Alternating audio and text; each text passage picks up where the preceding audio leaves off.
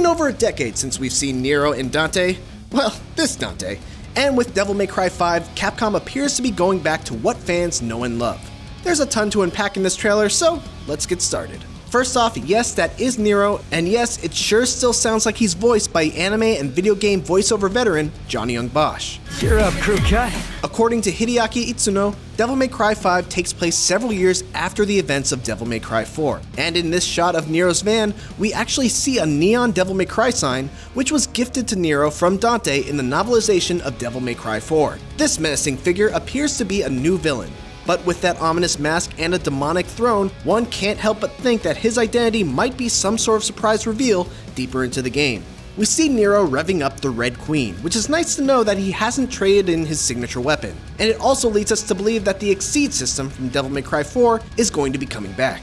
Nero's riding in his van with a new character who, according to the Japanese Devil May Cry Twitter account, is named Nico. She's a self-proclaimed weapon artist who appears to be the one supplying Nero with his new bionic Devil Breaker arms. She's also apparently the granddaughter of Nell Goldstein, the creator of Dante's iconic ebony and ivory handguns. Speaking of the Devil Breaker, we see Nero use quite a variety of moves with what appear to be multiple different arms. One is used to blast enemies away, another pulls an enemy towards him just like the Devilbringer in Devil May Cry 4, another grabs an enemy and hurls him away, another one flies out like a rocket then gets recalled back, and yet another one puts an enemy in stasis. It seems like Nico will be able to outfit Nero with different types of Devil Breakers that Nero will be able to switch between to suit his needs and/or the player's style. As is tradition in Devil May Cry, this boss encounter seems to have multiple phases.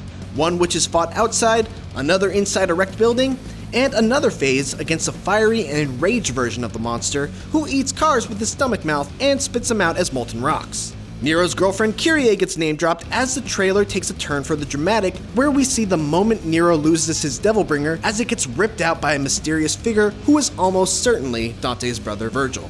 It seems like this unfinished business will be Nero's driving force in Devil May Cry 5.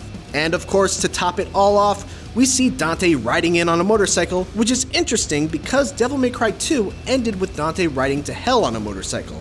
Might that mean that DMC 5 takes place after DMC 2? Let us know what you think along with your own theories on where Devil May Cry 5's story will go.